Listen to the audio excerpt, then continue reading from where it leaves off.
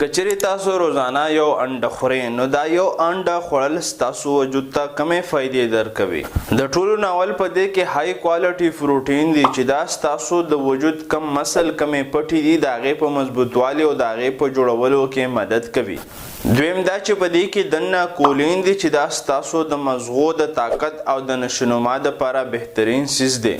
دریم دا چې په دې کې زیازینتین او لیوتین دي چې دا ستاسو د سترګو د نظیر د ښه کېدو دپاره بهترین طاقت دی او د عمر زیاتېدو سره کومې بیمارۍ چې سترګو ته راځي د هغې نه بچ کېدو دپاره بهترین طاقت دی. څلورم دا چې په دې کې ویټامین ډي ده او فسفورس دی چې دا ستاسو د هډوکو د مضبوطوالي دپاره هسې فایدهمند دی چې د دې سره ستاسو کوم غاښونه دي د هغې د مضبوطوالي دپاره هم فایدهمند دي.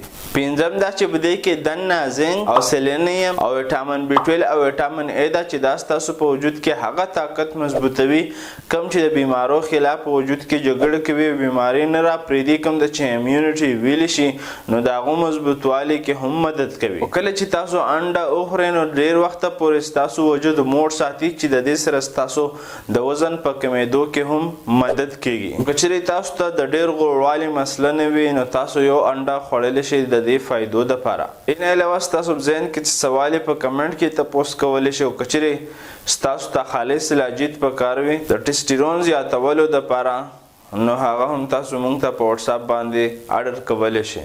دا معلومات انفارمیټیو وي خپل فرینډ سره شیر کولی شئ. دا شان معلوماتو دپاره زموږ پاڼه فالو کولی شئ. شکریه، الله حافظ.